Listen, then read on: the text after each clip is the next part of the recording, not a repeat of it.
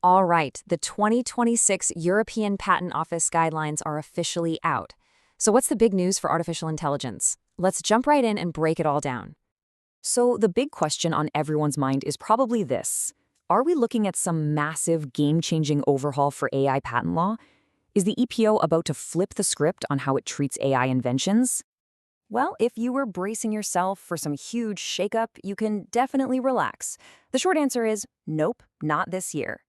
When it comes to those core substantive questions about what makes an AI invention patentable, it really feels like the dust has settled. And this right here, this really gets to the heart of it. The EPO's focus has clearly pivoted. They've moved on from trying to define all the rules for AI patentability, and now they're focused on managing the practical, day-to-day use of AI in the whole patent process. That's really the big story of these updates. Okay, so let's dive into the first major update. It's a brand new rule that really brings the focus back to the practitioner, to you. I'm calling this one, the human is the hook.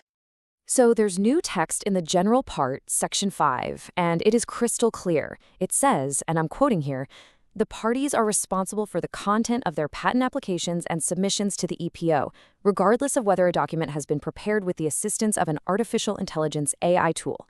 Basically, the buck stops with you, the human. Seems simple enough, right? But what does that really mean in the real world? Why is this one sentence actually a pretty big deal for how you work? Well, it all comes down to this really weird phenomenon known as LLM hallucination. This is what happens when a large language model, like ChatGPT or some other fancy legal AI, just straight up invents things. It might spit out false data, dream up nonsensical technical details, or even cite prior art that flat out doesn't exist. And it presents all of it like it's a stone-cold fact. And here's the crucial part. If you submit an application that was drafted by a hallucinating AI, you can't just turn around and blame the software. Nope. You, the applicant or the representative, you are on the hook for some really serious problems. We're talking about things like failing sufficiency of disclosure under Article 83 or not meeting the requirements for the description under Rule 42. It's a professional nightmare. So this all points to a really clear strategy. You've got to treat your AI tools as a drafter, not an author. Think of it as a brilliant assistant, for sure, but every single line, every citation, every technical claim, it all has to be reviewed and verified by a human expert before you even think about submitting it. Rolling the dice on unverified AI content is just a risk not worth taking. Okay, next up. The EPO isn't just making rules for how you use AI. Turns out they're also starting to use it in their own procedures. And that brings us to the EPO's very own AI assistant. The 2026 guidelines now make it official. AI tools are being used to help draft the minutes for oral proceedings that are held by video conference. So what does this mean for you? Well, the upside is that you can probably expect to get those minutes generated a lot faster. Now, to make this work, the EPO is making temporary sound recordings of the proceedings. But, and this is super important for practitioners, these recordings are only for internal AI processing. They get deleted as soon as the minutes are issued, and they will not be made available to any of the parties. It's just a tool for efficiency, not some new official record you can get your hands on. All right, so since the main rules for patenting AI haven't really changed, let's take a minute to do a quick recap of the EPO's established and now very stable approach to this stuff. We can call it the two-hurdle AI test.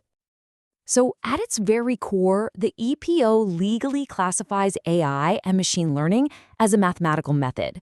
This is a huge deal because under Article 52, mathematical methods as such just aren't patentable. So right away, you have this fundamental challenge that the whole EPO approach is designed to get around. The solution is what's famously known as the two-hurdle or convict approach. Step 1 is the eligibility hurdle under Article 52. Honestly, this part's easy. As long as your claim mentions some kind of technical means, like saying it's a computer-implemented method, you clear that first hurdle. But step 2, the inventive step under Article 56, that's where the real test is. Here, the actual features of your AI, the algorithm, the math, have to serve a specific technical purpose. And that's pretty much the whole game right there. That second hurdle, the inventive step, is where the patentability of your AI invention is really decided. It all boils down to one question. What is the purpose of that algorithm? This distinction is everything.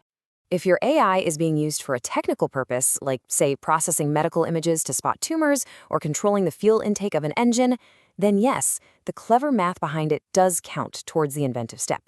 But if the purpose is non-technical, like analyzing stock market data or filtering spam based only on language, then all that brilliant math gets ignored for the inventive step analysis. So let's wrap all this up. What should your new focus be as we head into this 2026 guidelines era? These 2026 guidelines really confirm a huge shift in thinking. The question for practitioners is no longer, can I patent my AI invention? We know the answer to that is a stable yes, as long as it solves the technical problem. The new, much more urgent question is this: am I being absolutely meticulous about verifying the AI I'm using to write my patent application? So, I'll leave you with this one very practical thing to think about. Your shiny new AI drafting tool just helpfully cited 3 prior art documents in your latest draft. The question is, are you 100% certain they're real?